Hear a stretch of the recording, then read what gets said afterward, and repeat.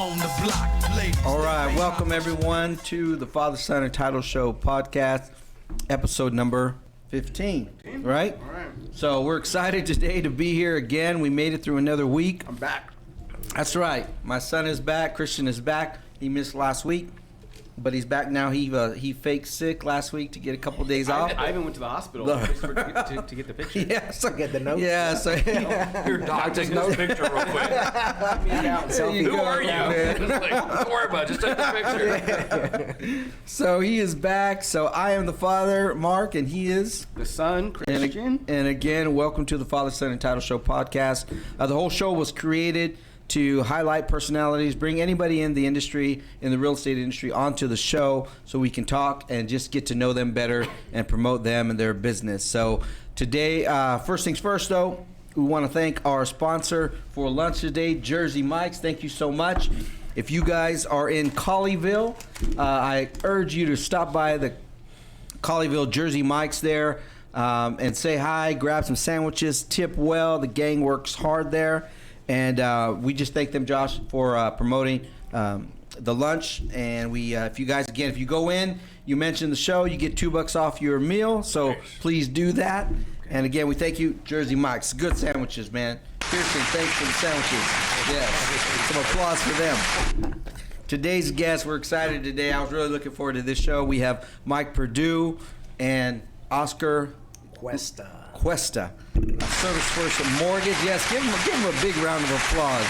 You know, Mike is one of the guys that when I first got into the industry, I kind of reached out. We kind of connected, so it made me feel a little comfortable, man. Just talking with you, hanging out, and just seeing you there because I didn't know anybody there at that Burleson tour group. You had a suit on. I feel like I knew you were gonna bring that. In Burleson, so he has a suit on, and it's boots and jeans down in Burleson. I know. My wife said, "Who's this pimp daddy over here?"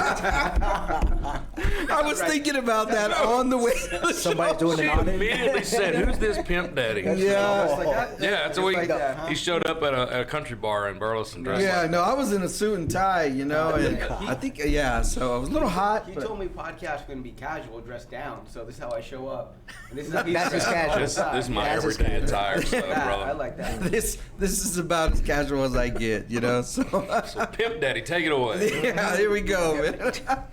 All right, Mike, just for that, man. Just for that. You'll get me back. I will get You'll you get me back. back in about 30 minutes.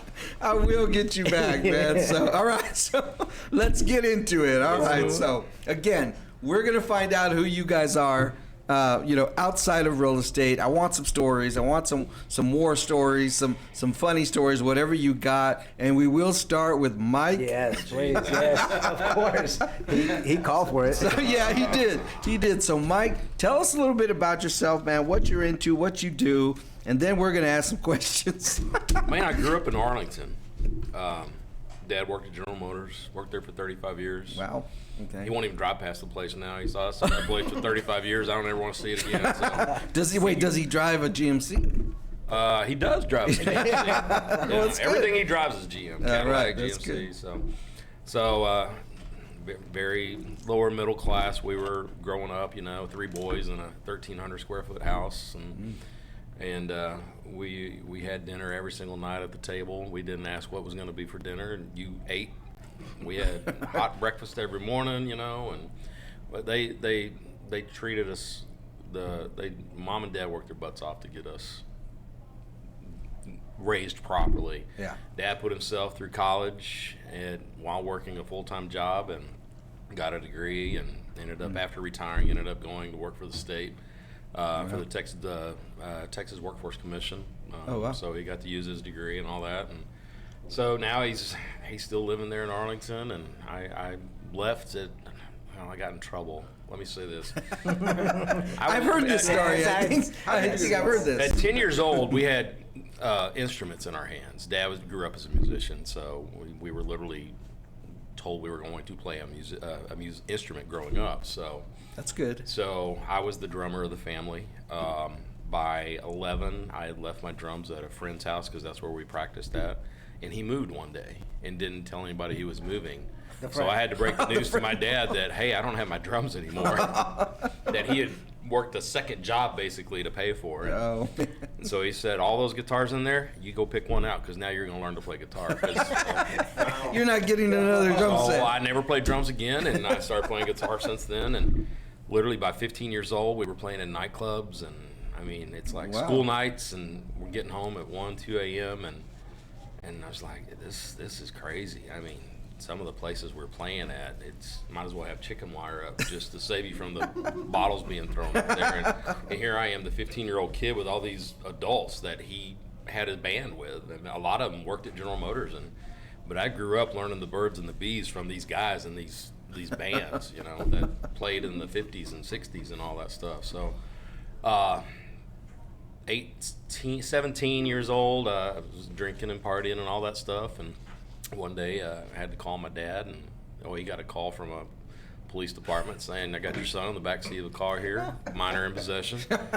So right after that, he said... Wait. Minor is yeah, minor in possession. Are you telling the truth on that? Yeah, it was. So I was buying alcohol, beer, some little convenience store on UTA parking lot. I mean, UTA campus. And it was a TABC officer in there that was doing it. And Just I was your like... luck, huh? So he said, I'm not going to tell your mom about this, but you're going down the wrong path. So when I turned 18, he said, you need to go in the military. And he's a Navy vet, and he kept telling me, you need to go in the Navy, and you get 3 hots and hot meals, and you get a hot rack, and just do your 3-4 years, and you're out. And so I turned 18, I'm walking up there to the recruiter, and right next to it is the Marine Corps office. And they've got this mannequin in dress blues, and I'm like, man, that's badass looking uniform. I'm 18, I'm gonna do the opposite of what my dad said. So I walked in the Marine Corps office and I enlisted. And I got home, I said, hey, I did it, I enlisted, I'm heading to boot camp. This was July. I'm heading to boot camp in September, and it's like, great, you're going to Great Lakes and all this. And I was like, no, I'm going to MCRD San Diego. And he, oh my God, he lost it. He lost it.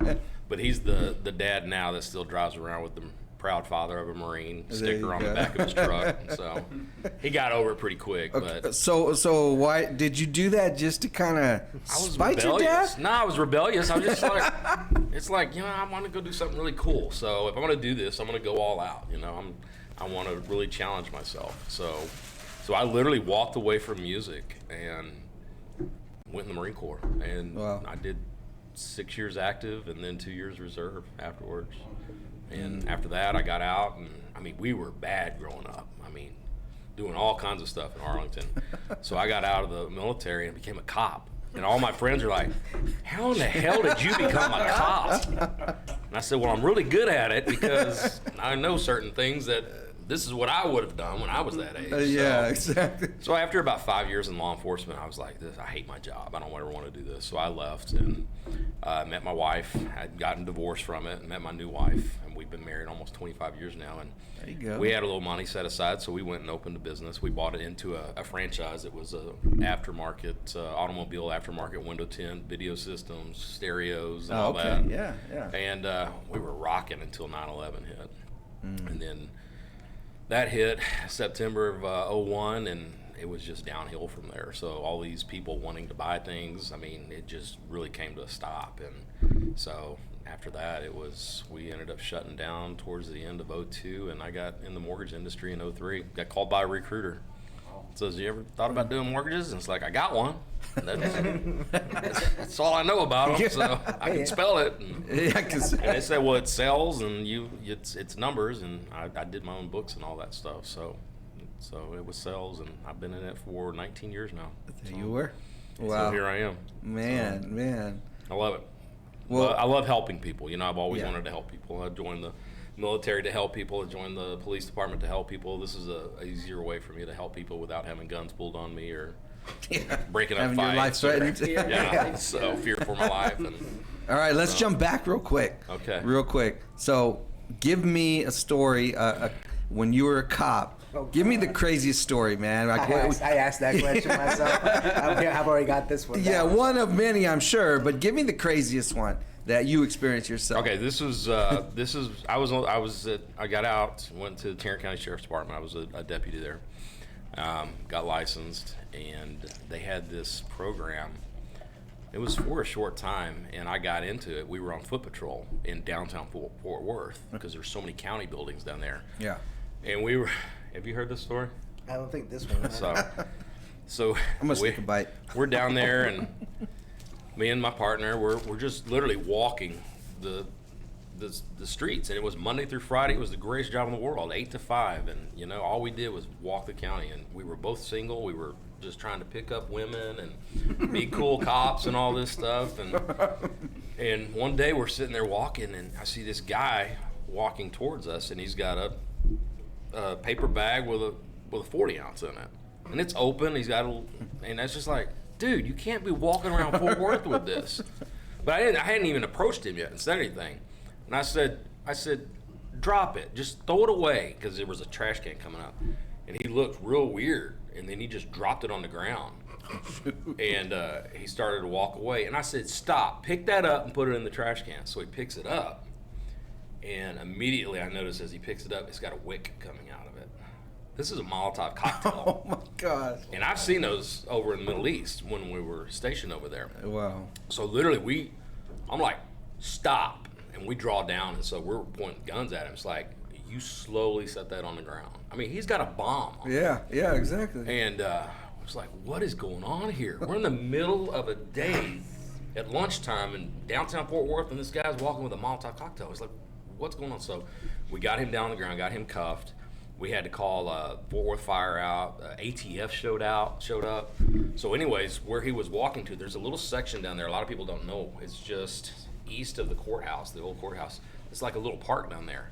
So he was in a relationship with another guy, and the guy was having lunch with somebody else, and he was gonna go set them on fire. Oh my gosh. He was about to go commit murder on 2 people, and it was just walking around like nothing's going on, and yeah, so wow. That was really weird. And so luckily we got to hand everything over to ATF, and they took it, so we really didn't have to do anything. But just walking. So you say from somebody a couple. And it was just weird because it was like he's just walking around with a 40 ounce. It's like, dude, it's the middle of the day. Why are you drinking and walking around? And he was dressed nice too. He didn't look like one of the homeless people down there. So it just seemed odd. And so luckily I'd seen one of those before. So I knew exactly what was going on. My partner hadn't, so he was just like, leave the guy alone. It's like, no, that's a freaking bomb. So let him drink his 40 in the middle of the day. So we're sitting there watching, make sure he doesn't have a lighter in the other hand and stuff. So oh my God. Yeah, that was a freaky story. So there's hundreds of them. So he admitted this. That was his intention. Oh yeah, he admitted it, right? He wasn't afraid to admit it. So Who thinks of killing somebody like that? Yeah. it's crazy. Just think it just takes place everywhere. I mean, within a mile you probably see stuff like that. So it's just that is crazy. wild. So, that is wild. All right, that's the cop one. Give me one from the Marines. from the Marines. Oh Yeah. God, you don't want those. No, I don't want. No, give me one. Yeah, whatever one you feel you can. Okay, share. this. So I'm like, wait. This I could better. get me. We almost got in trouble for this. So. and Well, I you were a I troublemaker. I told this They are story. recording this, right? Yes. We were. Sure. Okay, zoom in on this one, Gary. So we were going over to the Gulf War. I mean, Saddam had invaded Kuwait and all this stuff. So we left San Diego by ship on it was December 1st. And we started we see all these crates and pallets of MREs. So a few of us, without anybody else knowing, said, let's get the bright idea of taking all the pork patty MREs out and setting them aside, because we knew a lot of those were going to POWs when we got there. Pork is against their religion.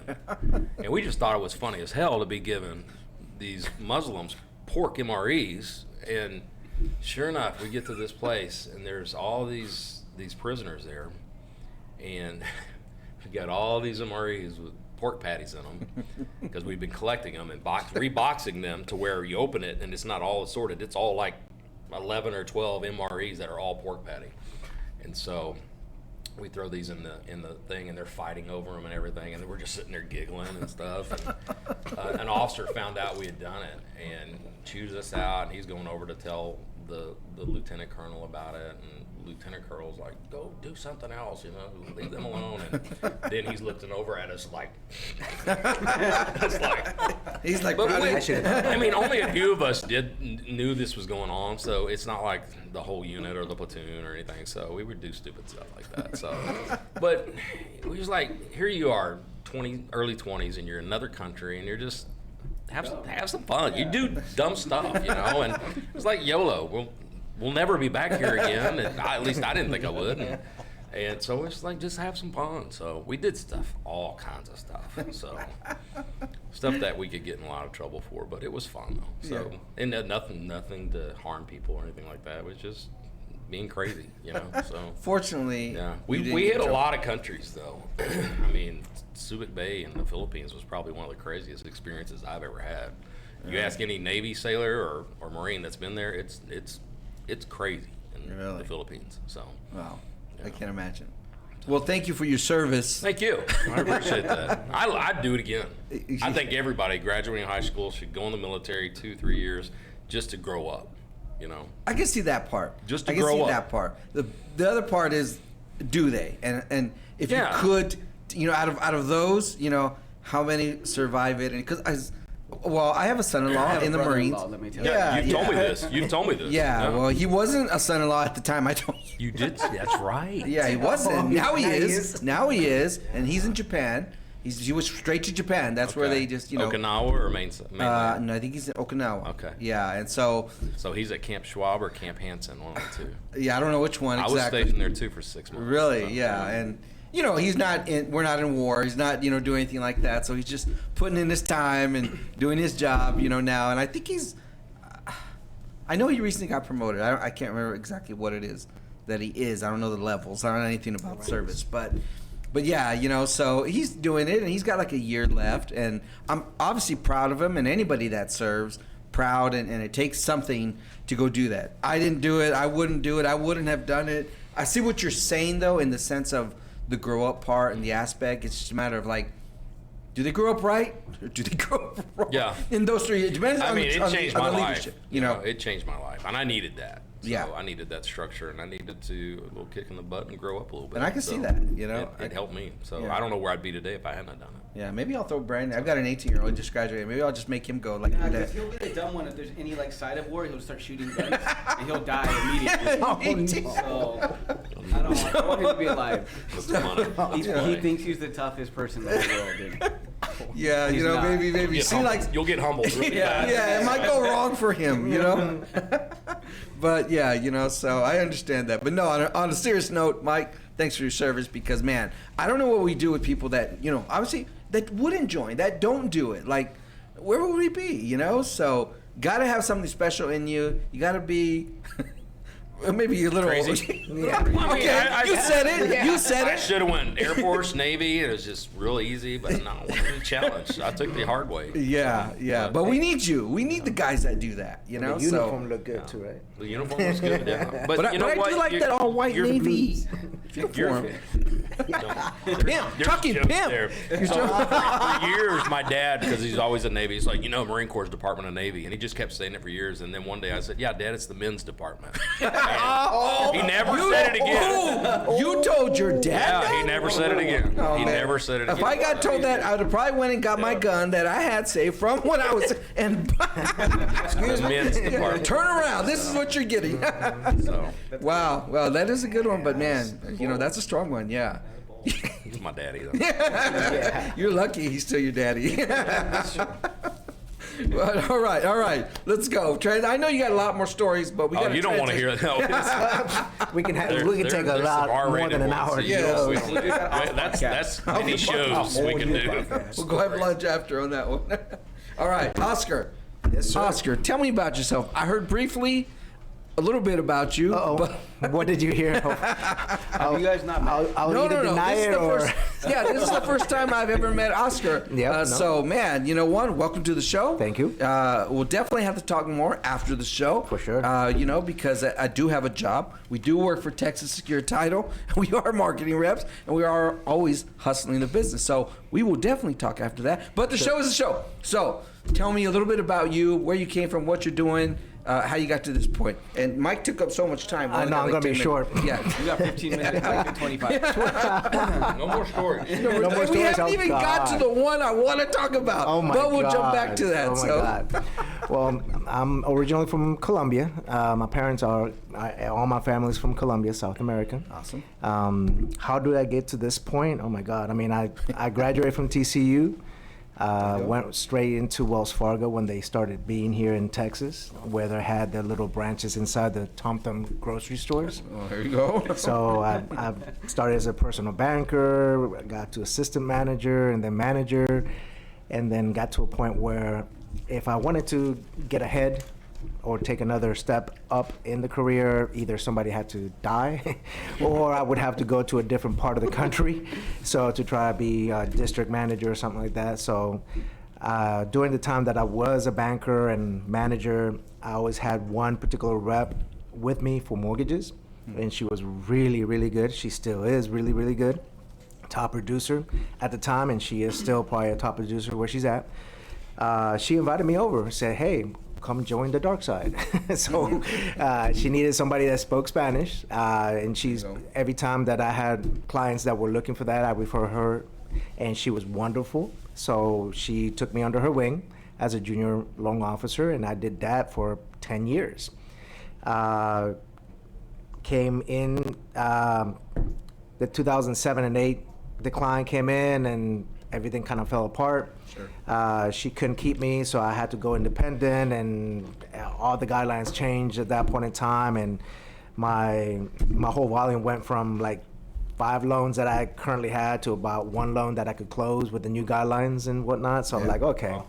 I bailed out for a little bit. I tried teaching. My mom is a teacher, a lifetime elementary school teacher. So I actually went to the Dallas Independent Shout School. out to your mom. Oh yeah, teacher, she's right. She's still a substitute teacher. I mean, I can't get her to retire completely. So, but no, I tried teaching for a year. Loved it. I love teaching the kids math and science and whatnot.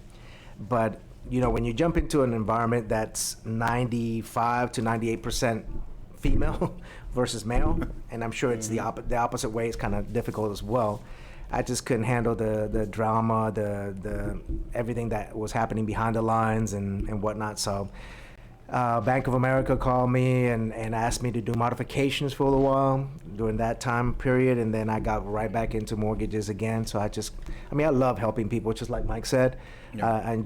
I try to go to all my closings. I love seeing that aspect of it, because that kind of fulfills me, knowing that they're finally made it to that one point in their life that they have a home.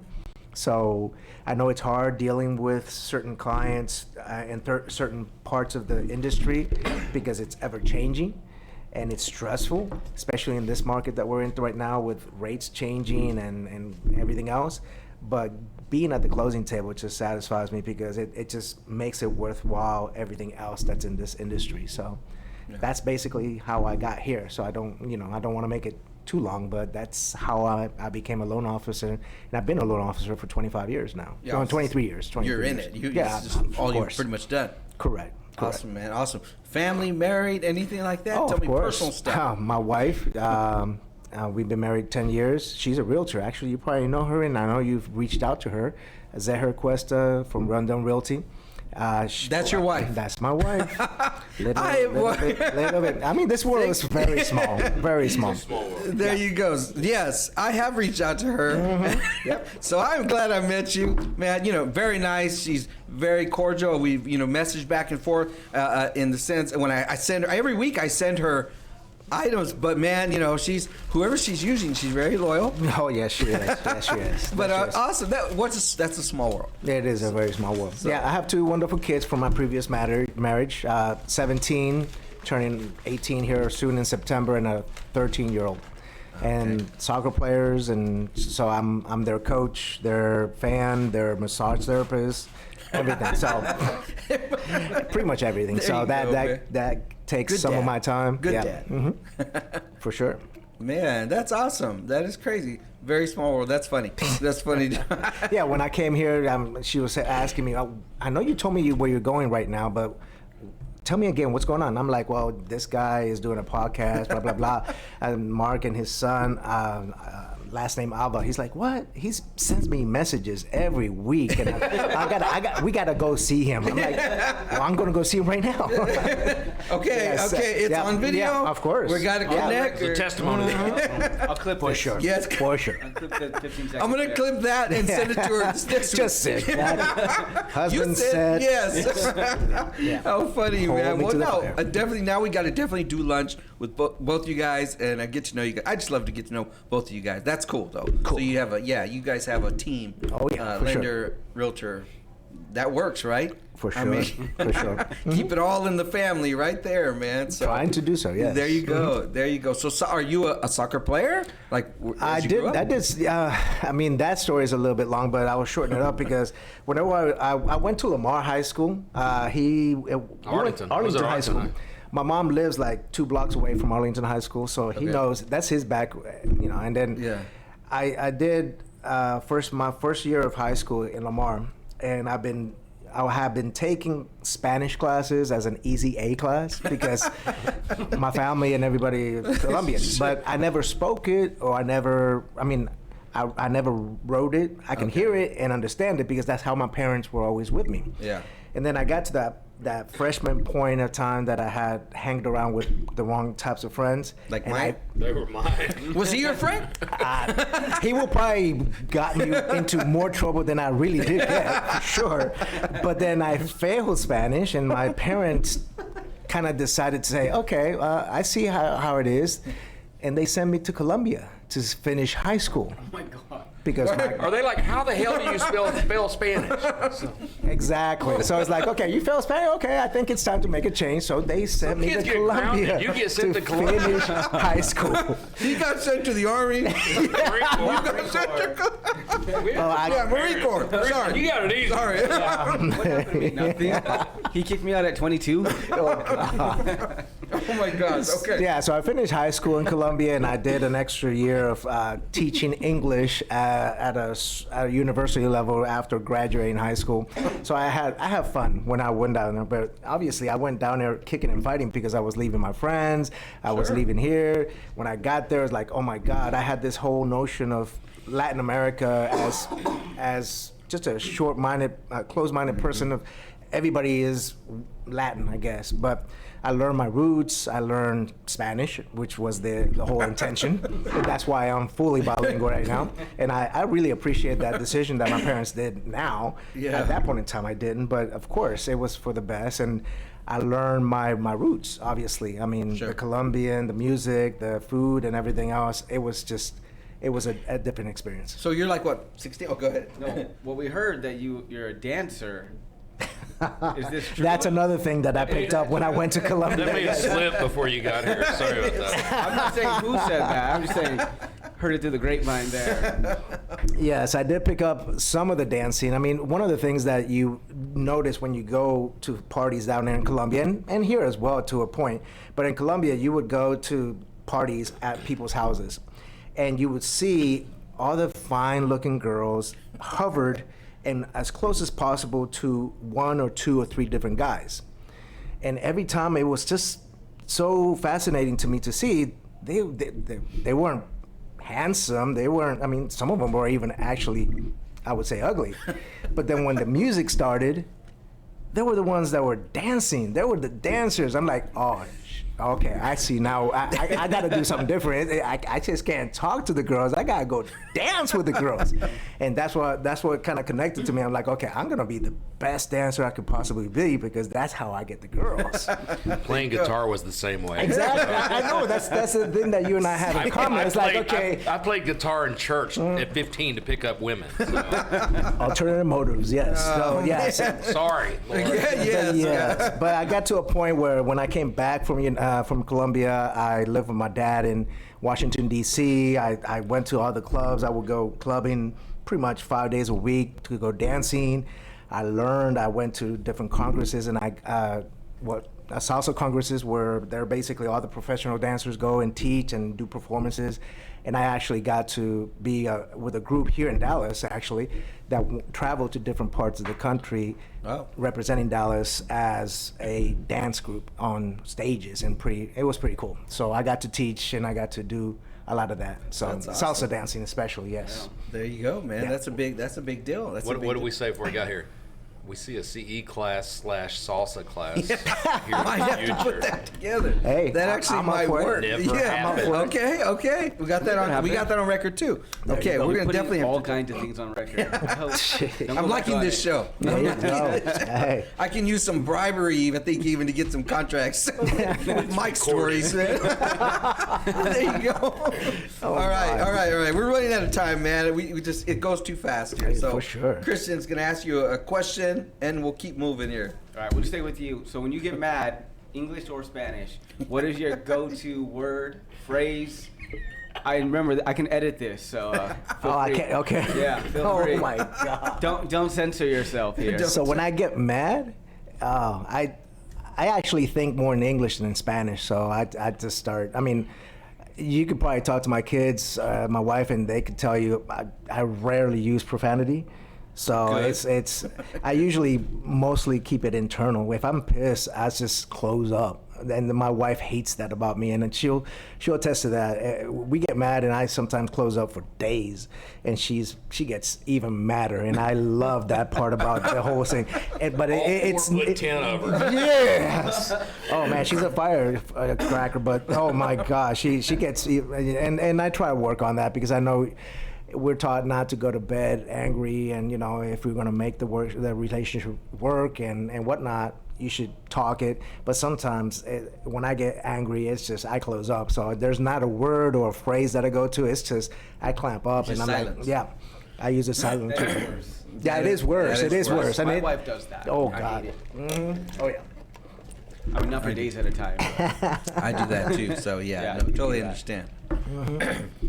Mike, what Uh-oh. about you?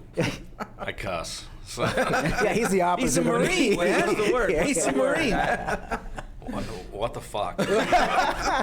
WTF. You said you could edit it, so there you go. That's the word. Straight That's- out. I say that word a lot. So, I can while see I'm that. driving or seeing somebody do something stupid at work, and it's like, what the? So that's my go-to. word. I've heard it gosh, once all or right. twice. I'm not afraid to hold it back either. So. You let it go? All right, okay. Real quick, another quick question. Got to move through. Here's the question: what advice, Mike, would you give to someone from your own life that you've done? Well, you would tell somebody, your son, your kids, or anybody else, don't do. And kind of the one for I'm not looking for, I'm just looking like I always use the one like, hey, I got married real young. Don't get married young. Don't join the Navy. Well, I mean, in the military, I tell these guys and women that go into the military, don't get married as soon as you get in there. Just don't. Okay. But, I mean, as far as things to do, I would go back and say, listen to your parents. That's a good one. Because I've got a 22-year-old right now that doesn't want to listen because I don't know anything. And it's like, you'll get it someday. You've been there, done that. Yes, I've been And, there. I mean, there was times in my life I should listen to my parents, my dad. Yeah. Later on in life, I realized I should listen to them. So true, right? I get that. Yeah. But I've said that. Just life is long, so don't rush into things. Just good. take your time. Yes. So- I tell all my kids that they don't listen either. So he did. He's the only one that really listened. That got married like. I'll be honest with you, my 27. life's the best out of all your kids. 27. I got married at 26. At 26. Modesty so it's apart, a good age. yes. Yeah. I was 19. And yeah. And so. I was one of those. I got married at 20 in the military, and miserable. Should have never done it. Yeah. So, Yep. Yeah. Okay. Oscar. For me, probably don't stay in one place. Travel. That's my if you just want to learn, and I mean my kid's about to graduate, and my oldest is saying, I just want to buy a BW bus, the old bus. yeah, uh-huh. It just traveled United States and wherever. I'm like, I wanted to do that, and I didn't get a chance to That do would be that. cool, I'm yeah. like, dude, take 6 months, take a year off of studying, and see different places. Yeah. And I mean, I took both my kids to Colombia like 5, 6, no, actually almost like 8 years ago to meet my wife to-be wife at that point in time. And to this day, they always talk about Colombia, and they love Colombia, and they're Colombian now, basically, because they support the soccer team, the Colombian soccer team, and they hear the music, and they always talk about that. It's like, dang. And every year we try to go somewhere else. Unfortunately, not too far lately, but anytime that we go to a different place, they always come back later on and they remember those things. I'm like, dude, I remember the places that I've traveled with my mom, whenever I went. So travel, definitely travel. There's good. That's good. All right. I like them. We'll accept those questions. What time is it here? Oh, we got 38. We got 20 minutes. Perfect. It's always about 20 minutes. All Oh, right. Y'all got it down. All right, but one more last question from Mike. Okay. I see he's targeting. He's ready. I think he's. Every time I do a podcast, we're off script. Oh, he was gunning. All right, for man. So I've been seeing you. I've been seeing you all over the place, man. And you got to tell me in 5 minutes.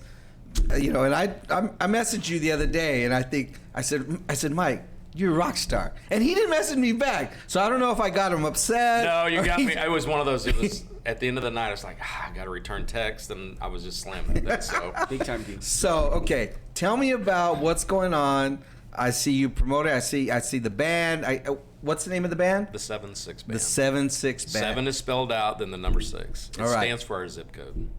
Oh, really? Yeah, we play in the 7-6 zip code. Okay, all right. 5 minutes, man. Sorry, Tell we're me not what driving to Dallas to play. So. No 7.5s. Tell me how that started. And it just seems like after the military, I just walked away from music. I mean, I played guitar and all that stuff, but I never played live again. And 2 years ago, me and a friend that I grew up with since the 7th grade, we both played, and let's kind of play around, see what we can come up with. So it was kind of like a 3 guys playing acoustic, and we were just going to do kind of put together an acoustic set and kind of play some small little bars and stuff. And next thing you know, we had a drummer and a bass player, then a female vocalist, and all this PA systems, and then we're getting booked places. Now we're booked all the way until fall now. So I mean, Really? yeah. Now roadies, right? Yeah, we've got we got our own sound guy now, and we got a roadie that goes to all the shows, and he helps set up and tear down, and there you go. and it's fun. It's my hobby. Yeah. We play every 2 weeks. We really don't rehearse that much because we play so often. Yeah. That if we need to learn some new stuff, we'll go in. Like we're going in the studio next week on Tuesday, and we'll learn a few songs. We're playing Fort Brewery next weekend in over there off of University in Fort Worth. So next week, Okay. Tuesday we'll go and learn a couple more songs just to add to our set list. We probably got about 50, 60, almost 50, 60 songs. So are you doing like cover songs or? No, these are your we don't original? have time to write or anything like that. So we're just cover doing songs. all cover. Okay. But one of the compliments we get is we play stuff you don't hear. So it's like Okay. that's a nice compliment to get. They go to places and they hear the same songs over and over. We don't like that. We like playing stuff that you just don't hear of. So So you're playing like older stuff, the newer stuff, a mix. a lot of Red Dirt. We'll take. Wait. What's Red Dirt? Red Dirt's it's a style of country that's it's really deep music, So it's Like, give me an example of someone songwriters are writing stuff. Okay, so who I would know that might Casey sing. Donahue in Burleson. He grew up in Burleson. He's one of them, So he's Red Dirt. So Okay. there's several of them out there. This if you hear the lyrics to some of the songs are just incredible. So So you're not singing like Tim McGraw. no, we're not really doing stuff like that. Keith so. Urban. We don't even have a George Strait song we play. You don't? We don't have no Keith Urban, Really? so. Okay. This is the only Then kind of we'll- country then we'll ones. take some rock songs and kind of country it up a little bit. We just added a Def Leppard song, Hysteria, and we took Hysteria and we started off acoustic, and then we throw some slide guitar in it, and it's totally countryfied. So and That's awesome. We got a Matchbox 23 AM. We countryfied that one. So Really? and those are some of the more popular songs we get requested now. So. That's nice. But we do a That's lot of nice. country. We'll do some the Got female George Michael's vocalists. song too, right? Yeah, we'll do. George Michael's song. I wanted to throw that one in. We did it as a joke one day. We did it as a joke. We were at rehearsal one night, and it's like we just started dun dun dun dun. It actually We just sounds started playing really it. good. Okay. sounds really And, good. That's what. and somebody said they heard we had done that at rehearsal one night, just joking around. Yeah. And so we did it at a show, and then the next show, hey, play that. And the next show, hey, play that. So That's so. So you we gotta have haven't faith. done it in probably 2 months, Yeah, but gotta yeah, have it's faith. kind of funny. But, That's pretty cool. but That- just that is out a of good song. nowhere, you're sitting there playing a song called Diamond Rings and Cocaine, or you're doing a Folsom Prison by Johnny Cash, and then Faith by George Michael. And people are like, where in the hell did that come from?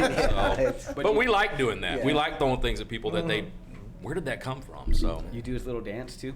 no, I do not. So or the shaking the butt. So, Well, depending on how many shots he gets Yeah. on stage, he may end up doing that. A couple shots. Yeah, I've seen him we shake a little did. bit. We did one show. Where were we at? Oh, it was in the last month. We did one show, and we were playing in the Stockyards. We played the Rhinestone Saloon in the Stockyards, and Wow. we were sitting there saying, all right, not a lot of drinking tonight. Let's get through it. We want to have a good show. We're going to only do 2 sets. That's an hour and a half worth of music. The second song, there's 3 shots come up on the stage, and the stage sits about that high off the ground. And so, sure enough, there's 3 shots there. There's 3 of us up front singing, and then there's 3 in the back. So I was like, crap, after the second song, so we're down on them. 2, 3 songs later, here's a tray of shots, and I'm just like, shit. So the first set we had at least 3 rounds of shots, and it's TX. Everybody knows TX whiskey's my favorite. So here's just 3 rounds of TX whiskey just kept coming up. I finished my Coors Light and I threw it down on the side, and I didn't have any more. And I think within 90 seconds, some cowboy I've never even met before just walks up and says, "Here you go," and I was like, dude, okay, here's another one. You can't turn it down. So can't one say of the, no. one of God forbid. the funniest things, because in music before I left the military, I was never of age to drink. So now I'm playing as an adult.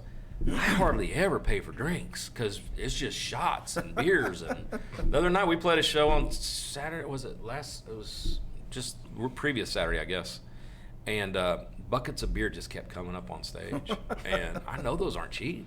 Yeah. So, Somebody's but no, we appreciate it. So, but we've got a fan base that follows us a lot, and That's so cool, man. yeah, there's a big. We haven't even announced it yet. There's a big real estate, the JOCO for Johnson County, the JOCO Summerfest. It's coming up on Saturday, June 18th. And we'd love for Texas Select to be a part of it. There's like 18 sponsors throughout Johnson County in the real estate industry. They're going to sponsor it.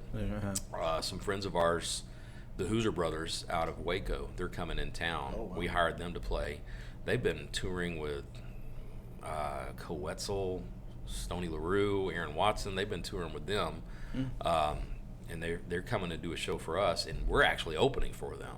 Oh, that's But awesome. we're doing it for the real estate community of Johnson County, which is really cool because we're trying to attract all the realtors there. And the realtor team that comes out the most, we've got $500 worth of gas gift cards from QT. We're just going to start.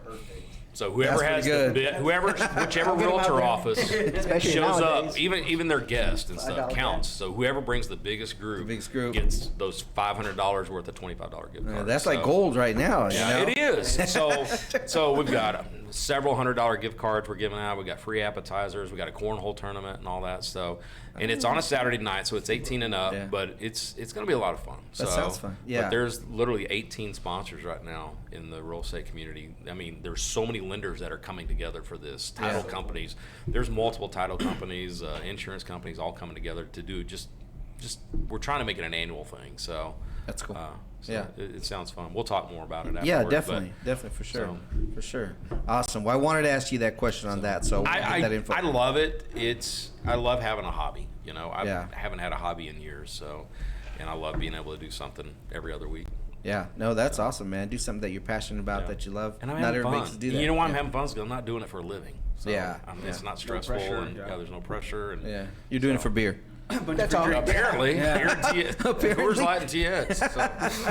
So. Hobby that Then gets have him his to take favorite. it- My wife's mad. She's like, "Why did you wait until now to Yeah. do that?" You know, she's like, She could have. Yeah, she could have saved so much She money. did. She told me the other day she was mad. She's like, "You waited all these years. We've been married almost 25 years." And Yeah. she's like, "I didn't even know you did all this." And it's like, Okay, sorry. Sorry. You guys could have been in Hollywood, man. No, and I would never want to do. I love my life. I have fun. So. Yeah. Well, that's awesome. That's awesome. It's really cool. All right, man. We're running out of time now again. 15 minutes.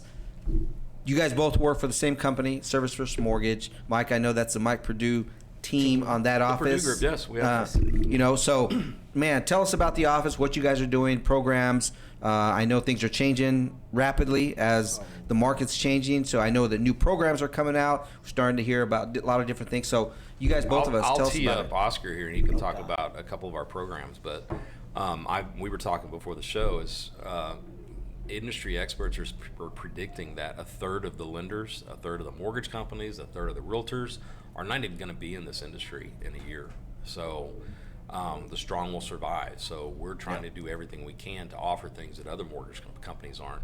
And I mean, a lot of the bigger ones and the ones that are more established are offering these, and they're products to help get offers accepted, because we've got a lot of people moving in from out of state that are making these cash offers that normal regular people can't compete with a cash offer. So we've decided to come up with different things. Finding somebody that's just pre-qualified. Nobody's accepting those offers. They want somebody that's pre-approved in underwriting and things like that. So I'll kind of let Oscar talk about a couple of programs we have.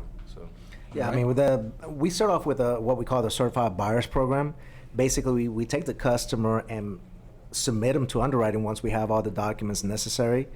The only thing missing is obviously a contract, an address.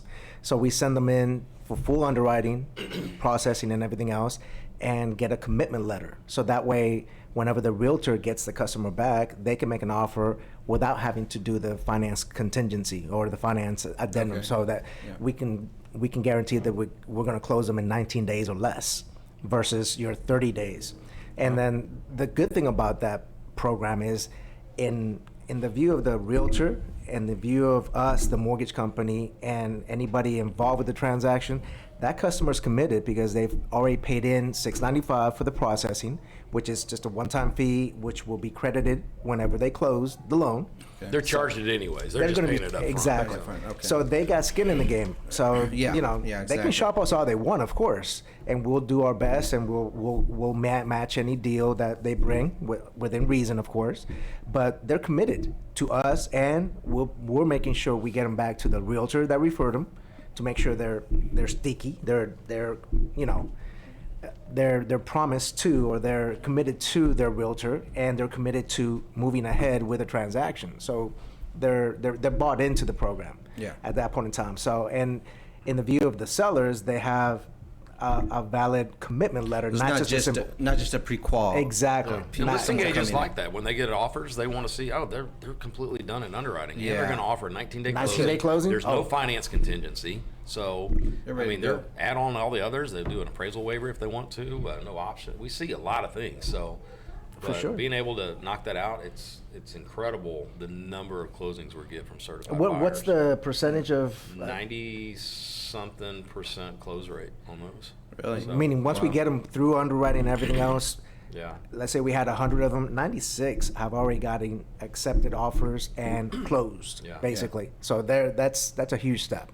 And why would realtors want to drive around and show somebody homes on a weekend when they're not even truly approved? I mean, what if the income comes back and it's like, oh, guess what? They switched from salary, they're going straight commission, and they forgot to say that. Well, guess what? We've already got them in underwriting.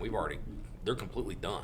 We need a house, an appraisal, and title, and we're done. Yeah. So it's kind of like I've bought cars before, and I walk in with a letter from the bank already approving me of 30 grand.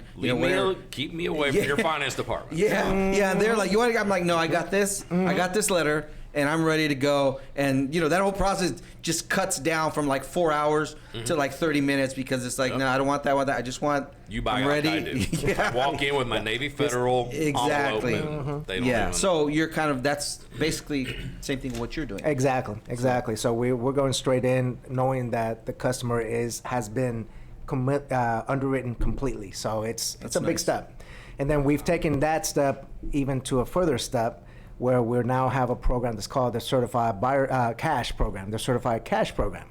Now, to compete with those cash offers that are out there, we have, once we have a customer certified buyers program, once we got them fully approved, some of these customers are going to be able to take advantage of the cash portion where we work with, Service First has, works with Home Orbit, which is, we're A subsidiary of us. We own it. We own They've it. got different things. They offer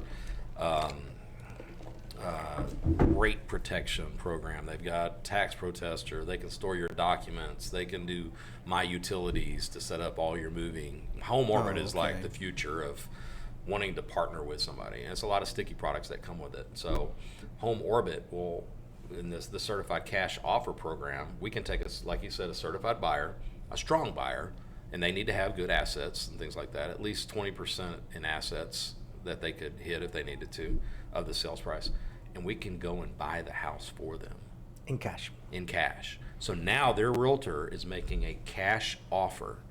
Home Orbit's going to buy it from the seller, and then Home Orbit is going to sell it to the buyer. So now we're Interesting. competing with cash offers because we're buying the home. So, Yeah. and it's an incredible product. So now we're able to compete, like you said, with these people coming in from out of state, making all these cash offers. Yeah. So yeah, it's the industry, and a lot of the bigger companies are going to that. So they're finding That's somebody to interesting. partner with and things like that. So we just submitted our first one this week. So. Yeah. The difference between the other companies and us is that we're doing it internally. So we're not depending on a third party company to buy the house. And that's a huge difference. And you may have heard about the ribbon program. Some of the big companies are using the ribbon program to do what we're doing, but we're doing it internal. So we have a lot more control Oh, of yeah, the we whole control transaction. everything, So so. that's a big difference where some of your audience may have heard about a program like that, but it's a third party company, and there's a lot of things that can go wrong. With us, it's internal. Everything is internal. So we're going to make sure it happens and it looks like a cash offer to the seller. We had, there's only 3 people in our company that can sign for it. Our CEO, who I just had breakfast with at 8 a.m., and 2 of our executive VPs, and he was also one of them was at the breakfast. And for example, Noel Rendon, who owns Rendon Realty, he's the broker there. He called me on Sunday. He said, hey, so-and-so client got approved. They're certified buyer. We're wanting to make a cash offer. What's the next step? And I said, there's somebody on call this weekend that can make that call. And so I called the CEO, Sean Broussard, on a Sunday at 4 p.m. He picked up the phone, and we sat there on the phone with Noel Rendon for about 10 minutes, talking him through the process on what steps, what forms, because there's addendums on the contract that needs to be signed. And we talked him through it, and now it's been submitted. We're just waiting to see if the offer gets accepted. So, Wow, but it's nice. cool to have that, because we don't want to be one of these like the ribbon program where you could be a week before you hear anything. I mean, literally, I called him. He picked up on the second or third ring on 4 o'clock on a Sunday afternoon and walked us through that. And it's nice having a smaller company that can still do that. And Yeah. I mean, it's like we said, companies that aren't doing things like this for their clients and their realtors to help get offers accepted, they're not going to be here in a year. Yeah. So I'm thrilled that we work for a company that does this, and they're finding steps to make things happen. We talked about some things today, and I'm blown away that's coming. So there's more stuff coming. more So programs to are just, coming out. Just You have to making adapt to the us business. Yeah. stand out. So Yeah. You said it right. That's adapting to the Got current it. market, right? You To have you all have the to, changes. because we talked, volume's up, number of units is down. Yeah. So what's going to happen when those home prices come down? You know, if that happens, then it's going to hurt everybody. So Yeah, we just got to definitely adapt to it changes. and make it jump. Sure. Well, awesome, man. Well, We have we're running out 4 of time. or Oscar, almost. yeah, 5 more minutes. 5 more minutes. Promote. Give us your information, your phone number, your email, how people can reach you guys. You, Mike, the office there. Just give some more promotion, man. Whatever you guys Your want. website. Well, my website directly is www.cuesta, spelled as Cuesta. That's my last name. So it's cuestamortgage.com. It's pretty easy. You can just go there. You see my phone, my email address, do online application right then and there. My direct telephone number, my cell phone number, 214-566-9497. I answer it pretty much 24/7. You have to nowadays with the kind of business that we're in. So yeah, I mean, our main office is in Bedford. I'm Bedford, in Burleson. but I office a lot from my house in Arlington as well as from Rendon's office, Rendon Realty in okay. Mansfield. So we have an office inside of Rendon. Yeah. So Okay. Awesome. Where your wife where happens my wife to work. just happens to work there as well. So you need a Yes. realtor, you need a lender. You got the combo right here. Team. That- All right. there Yes. you go. So That I is- manage the Purdue Group. It's thepurdugroup.com, Perdue. We have 17 on our staff. That includes 11 loan officers, and the rest are operations. We mainly are out of our Burleson hub, but we've got an office inside Mansfield with Rendon Realty. We've got an office in Hazel. We just opened an office in Godley 2 weeks ago. Oh, wow, okay. Godley has over 16,000 homes coming in the next 2-3 years. So huge I had to spot. have a presence there. So I have a loan officer who's closing on her house today in Godley, new build. So she's camping out there every day now. So, wow. but yeah, one of the things I'm really proud about our teams, if they're not going to be like your pushy car salesman, they're going to work with the client and tell them if it makes sense. If it doesn't make sense, they're going to tell them wait. Yeah. Don't push this, and we want a client for life. We don't want a client just to make a paycheck. So I had a client call me the other day wanting to do a home equity loan. And she's like, everybody's trying to push me to do a cash out refi. And I was like, no, you don't need to do a cash out refi. You got a 2.875 interest rate. So I say, here's a number. Call this lady. She does home equity loans out of Dallas, certified funding. Nancy Struthers. Not in our She's- company. You yeah, for not our company. We don't get anything for it. Yeah. But she's going to treat her right. Yeah. And she's like, finally, somebody honest. And that made me feel good. It's just like, that's the way everybody should be. Yeah. Don't But try to they're get a not. quick buck, but everybody in our industry, there's people that make us look bad, and then there's the good ones. So, but I'm very proud that everybody on our team has that same aspect, that same mentality. They want to treat people right, So Yeah. Yeah, exactly. we're very big about that. Why is my phone? Awesome. Speaking of, That's all right. I think that's yeah. Well, guys, thank you so much. Service First Mortgage, Mike Perdue, Oscar Cuesta. Thank you guys for joining us, man. I wish we had more time because I'd love to talk more and hear more stories and We'd talk love to more. come back. Yes. I'd love to come back. Well, and that's the thing that we're only 15 episodes in, so we're actually always talking about getting those that have made it in. We have to stop at some point and then get them all back in. Stopping Recycle at 14. Okay, sorry. You guys just missed the cut. Just man. missed it. Sorry. Haven't heard that Always before. 2023, so story of my life. Story of my life. We won't even When get my into ship comes marriage. in, I'll be at the damn airport. So.